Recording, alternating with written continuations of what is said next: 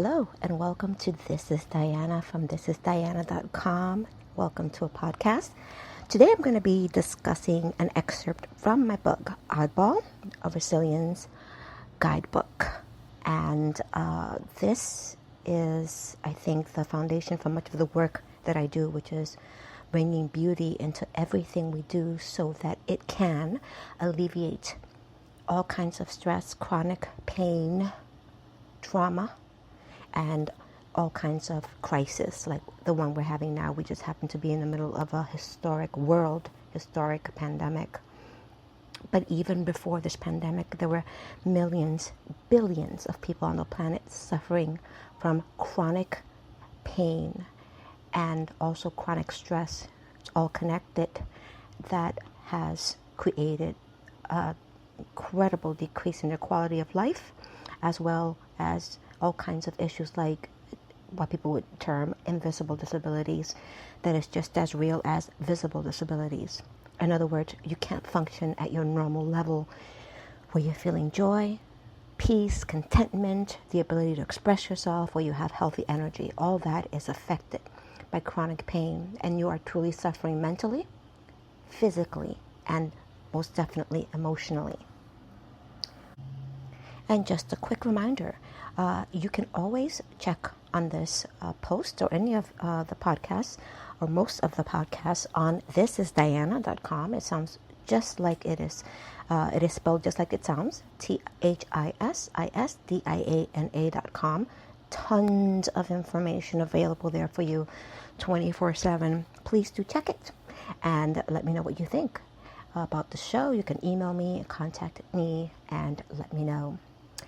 In the meantime, let's get started.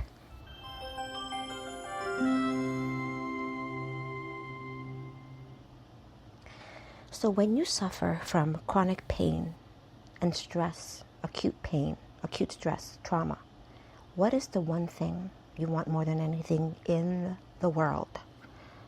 Relief. You want relief from this chronic pain and distress.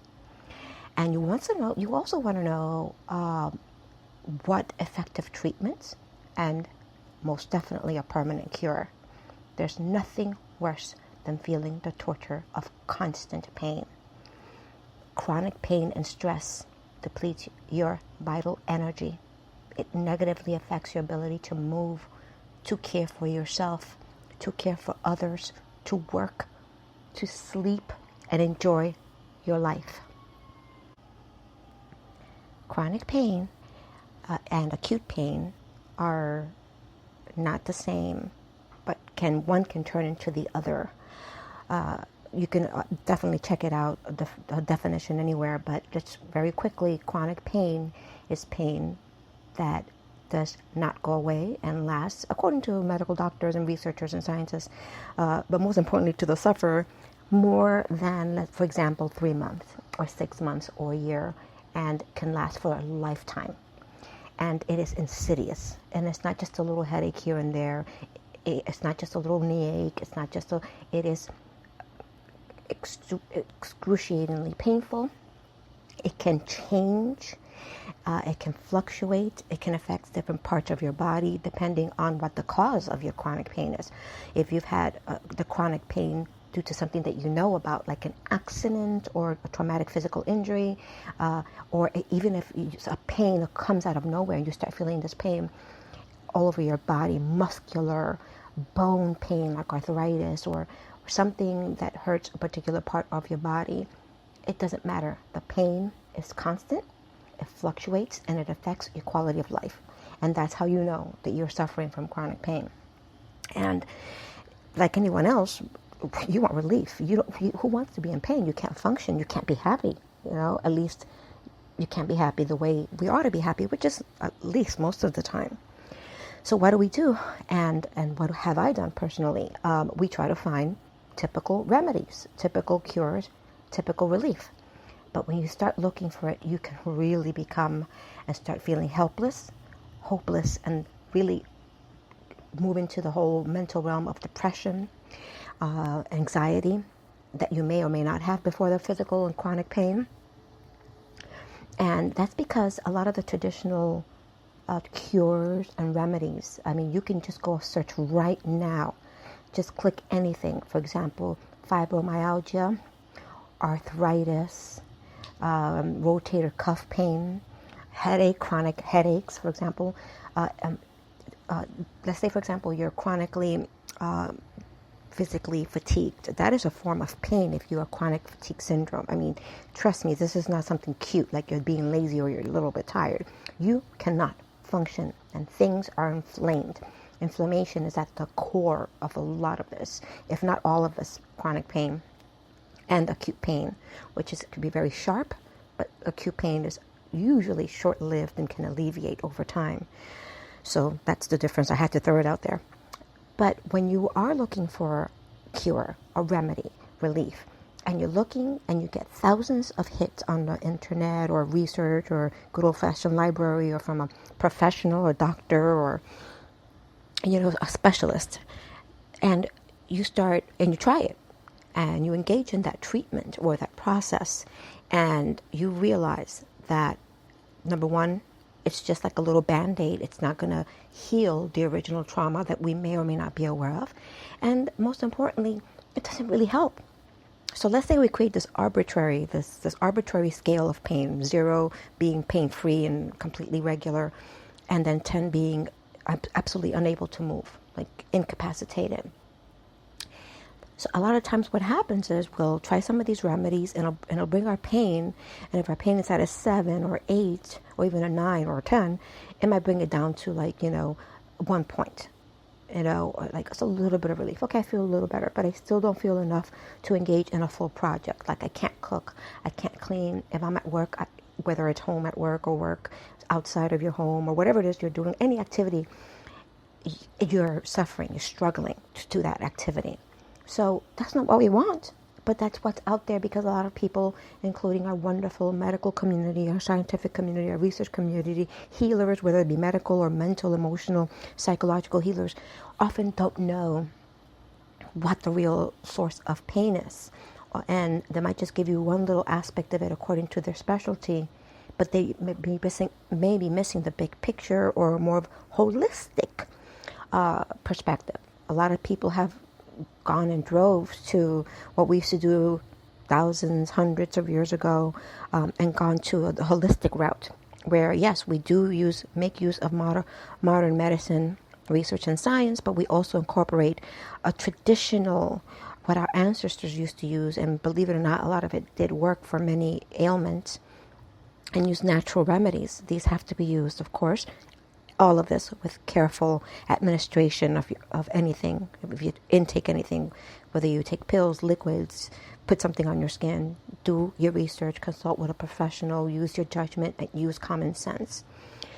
So with that disclaimer done, when you think of a holistic treatment to a pain, again, your hope is to be pain-free, but your immediate hope is to have at least a relief so you can get that brain fog, the confusion, the depression, the immobility out and start to become better and better day by day until you feel functional, until you feel you're like yourself again, and hopefully you have known what it's like to be healthy and happy. And if you haven't, you will discover it and not want to give that up. So one of the things is to think about, especially now, as I said earlier in this pandemic, have your basic necessities, which so many people on this planet take for granted, and yet so many people on this planet do not have. And I'm talking about basic shelter, healthy foods that aren't toxic or rotten or food at all, hygiene, cleanliness, clean water. Especially now, let's say, for example, we're in the middle of this pandemic, COVID-19, whatever you want to call it, and now people are rediscovering hand washing, something we should have been doing from the beginning of time, from the moment we knew that we had water. And for those who do have water, I know many on this planet, in the country, may not have clean water, but a lot of people do. The usage of that water to cleanse ourselves, for how long, and had the method of doing it, and not just sprinkling yourself. Right? So things like that we are the basic core necessities of survival, and in modern society, financial sustenance, community, social interactions that are healthy. That we got to think about how to add those things into our lives. And if we are able to, for example, if you're listening to this, chances are you're in a place that you have the technology enough to reach out to people or sources or organizations. There are people that do care and ask for help with some of these things. One of the things that only you can give yourself, it's the gift of time. The time to give yourself the healing and create the space and place for healing. And I don't care how busy you are, something like this pandemic has forced us into a place of time and space to take care of ourselves. I hope that you are taking advantage of that and not thinking, oh, this is just a waste of time. I'm sitting here when I could be out there doing what? What exactly were you doing? Yes, making a living. Okay, but were you happy? Think about it. How many of us were really, truly happy? Not many. So think about it. A lot of us were working because we're forced to work, because, we have to. We take care of family, we have to pay bills. Not because we were like, oh, yay. But those who are, good for you. Congratulations. Share your resources with everybody else. You need a support system, like I said earlier. Again, professional intervention. And professional is somebody that knows what they're doing. Okay, if you want to call it credentials, want to talk about the medical community, if you want to talk about, whatever it is, people that have the specific methodology, treatment, they care, the caution, the creativity, and the resources to help and really help you think outside the box in addition to what's in the box. We don't want to throw the box away. So also, we think about what kind of tools and devices we can use that are out there. We're very fortunate at this point in time where more and more people are creating things that are useful, tools, simple things like a band you can stretch. For example, if you need to stretch your arms, people use it in physical therapy, or something that can help you walk for a little while you're healing, like a simple cane. A lot of people, for example, doctors and medical community, even holistic physicians and treat herbologists or naturopaths, might recommend medications and supplements or natural things like, for example, essential oils, all of which have to be researched carefully because not everybody reacts the same way. But some of these, whether it's prescribed or over the counter or just in nature, can be used in a holistic way and incorporate it.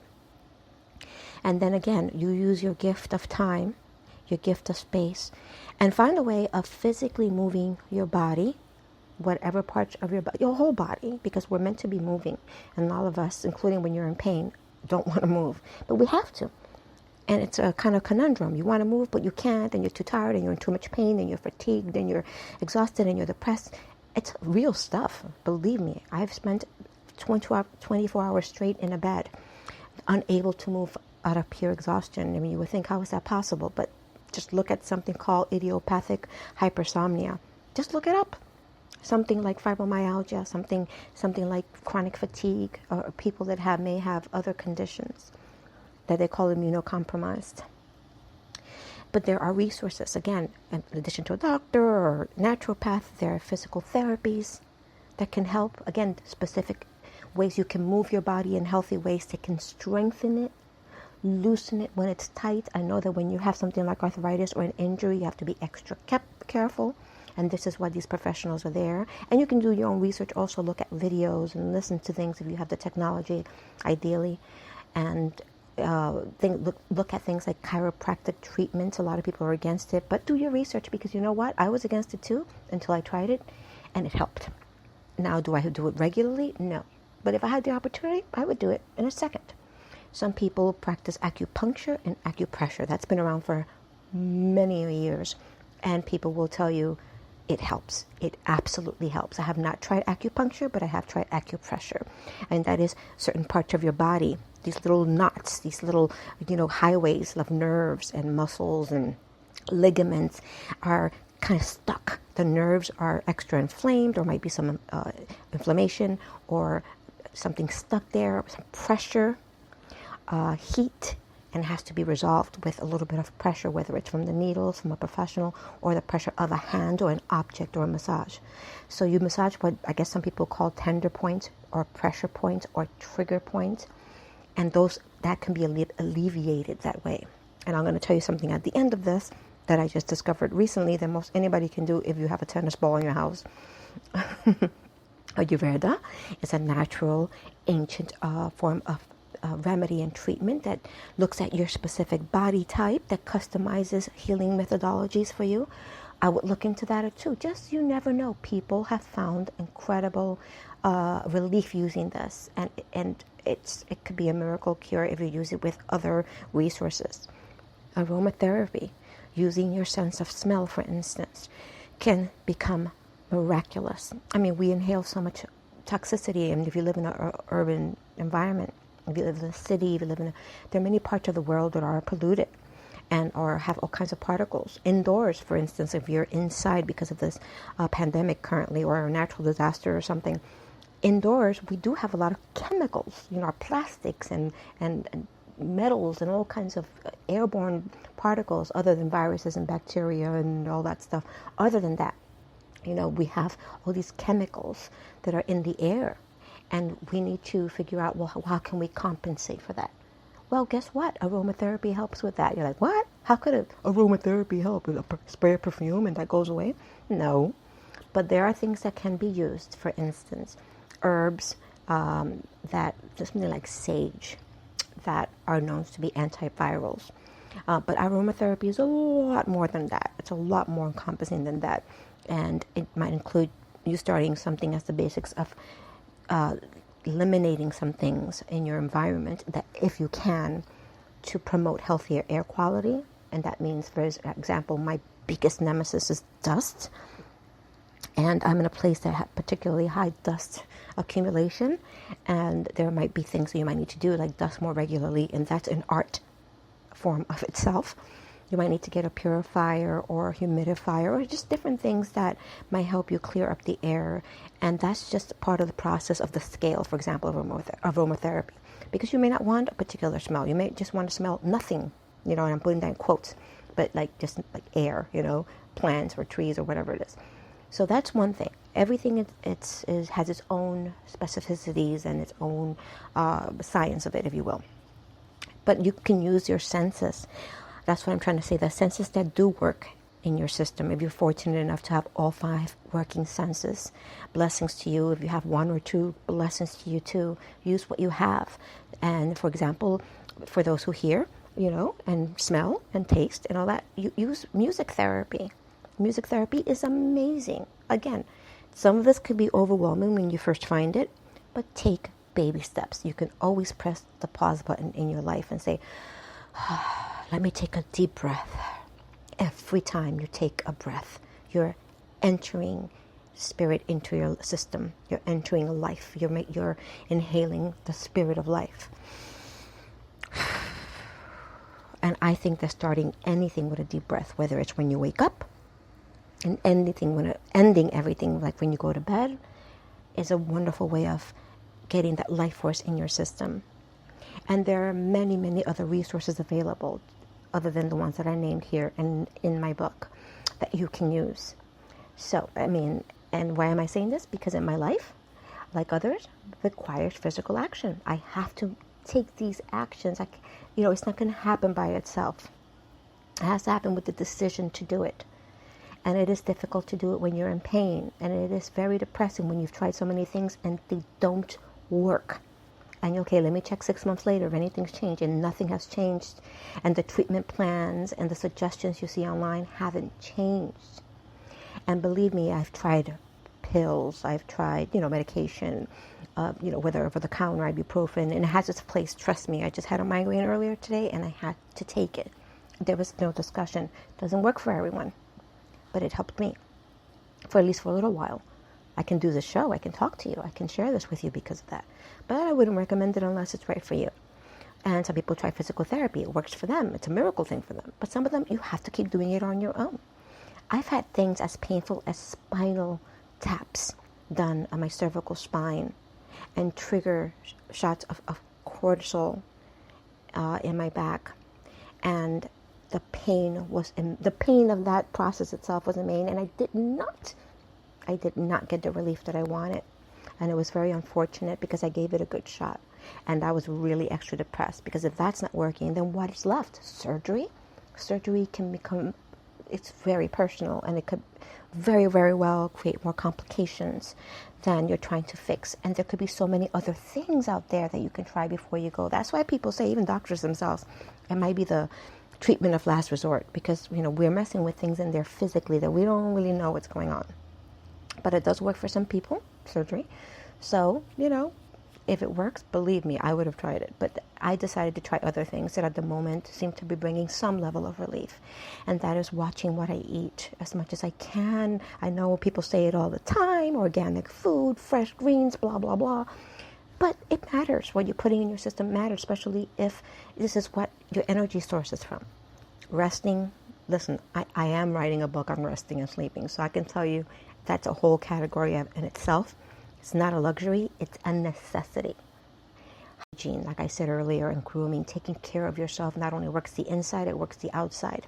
And I'm not talking about super OCD, obsessive compulsive, for that there are treatments. I'm talking about, cleansing, just being generally cleansed.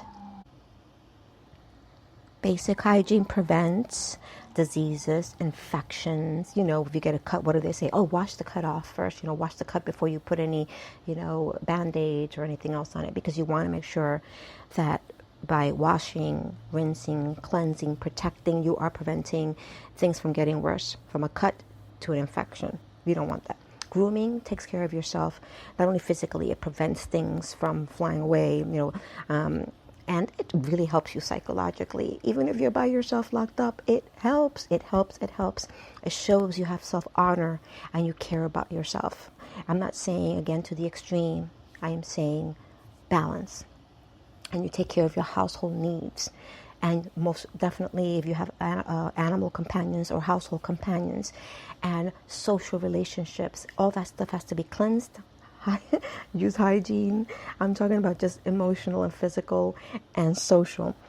Clean up. There are places and ways we can clean up in all those levels. So there are specific regimens, and those regimens change from person to person, from family to family, from culture to culture. But they do exist, and there is a template out there. And one of them is my book, but there are millions of resources out there too. But here, I'm giving you mine, my strategy. So the pain and stress may still be there, but it may vary from moment to moment, day to day. And the more days you have that you're feeling functional and the pain is less and the energy is more, the better. The more you can just keep taking care of yourself and things will get better.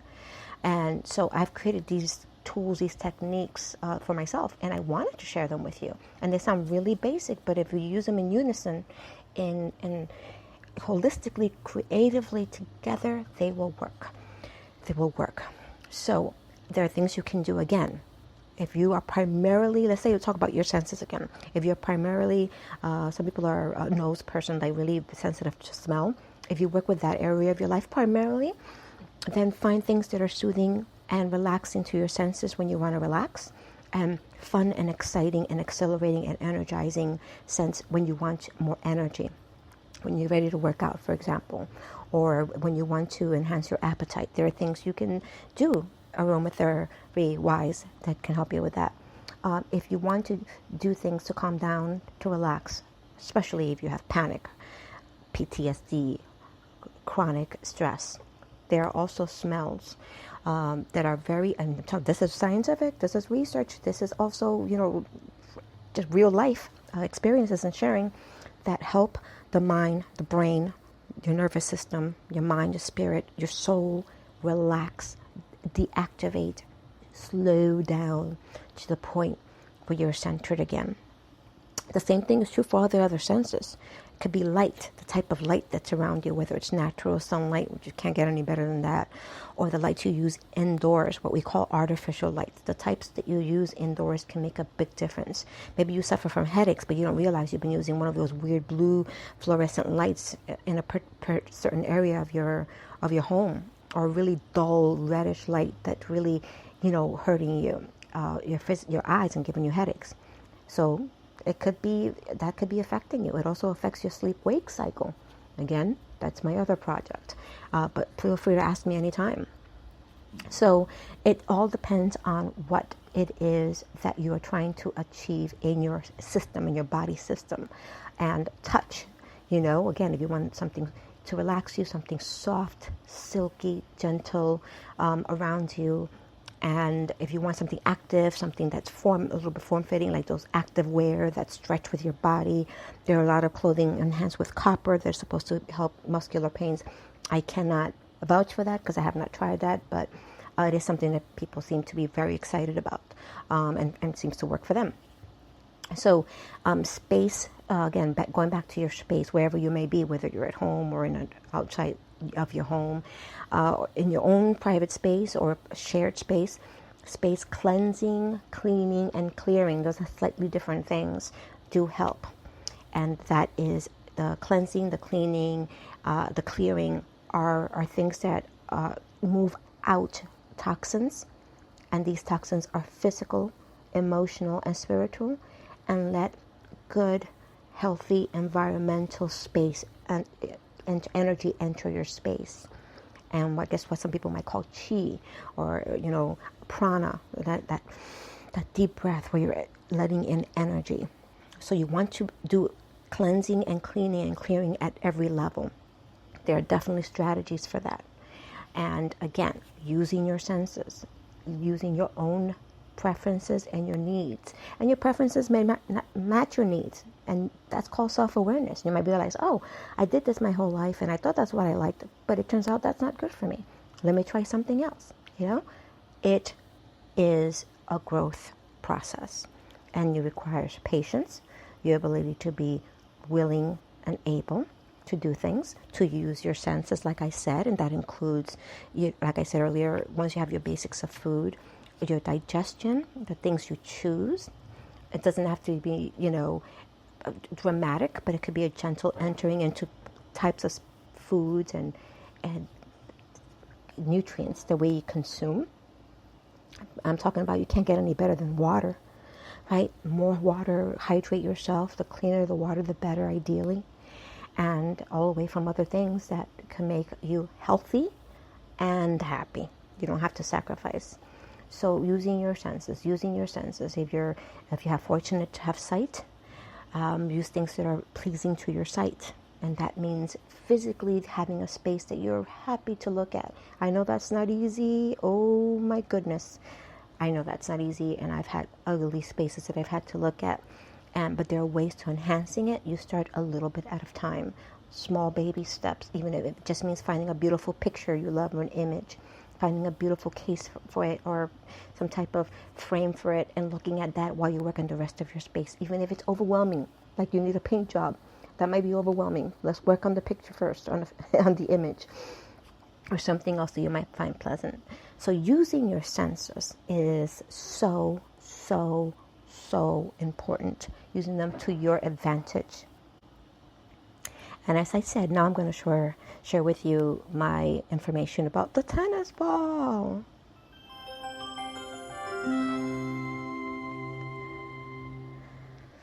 So, before you go out and torture yourself with a spinal tap, I wish I would have discovered this a long time ago.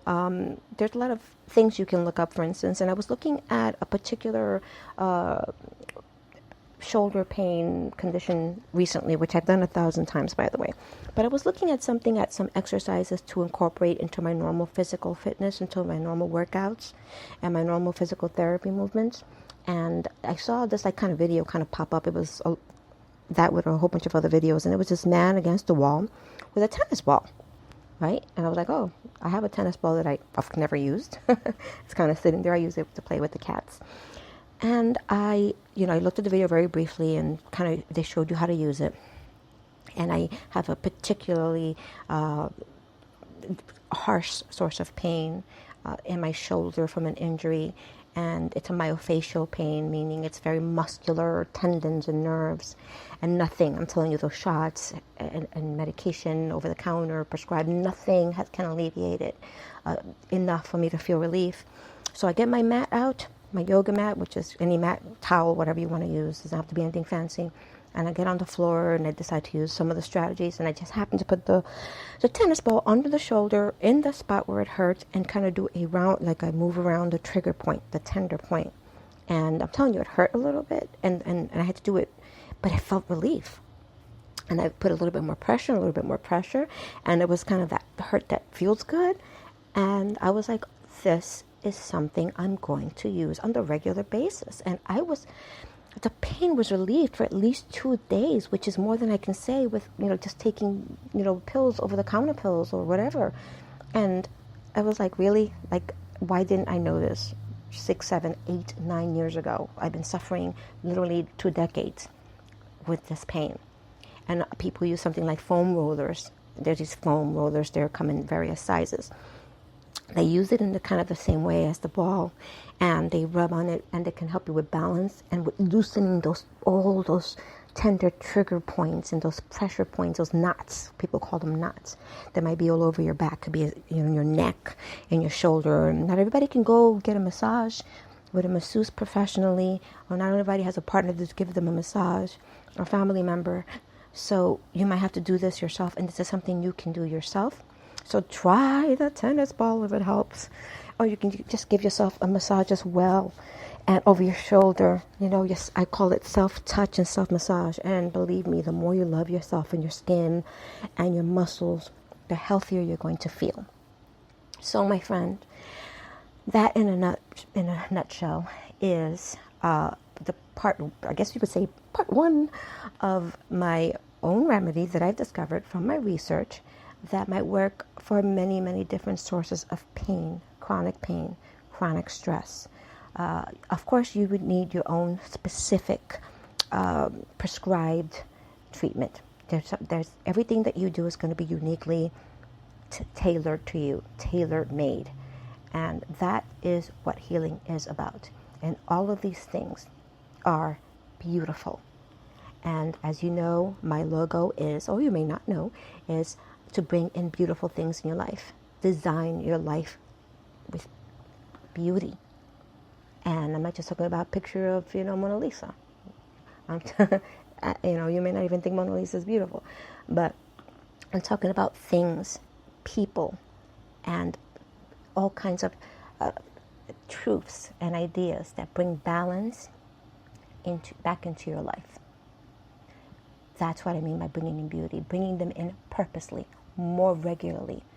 Counteract and cancel all the cortisol and the muscle and the hormones and the pain neurotransmitters that are on overflow that you don't need anymore.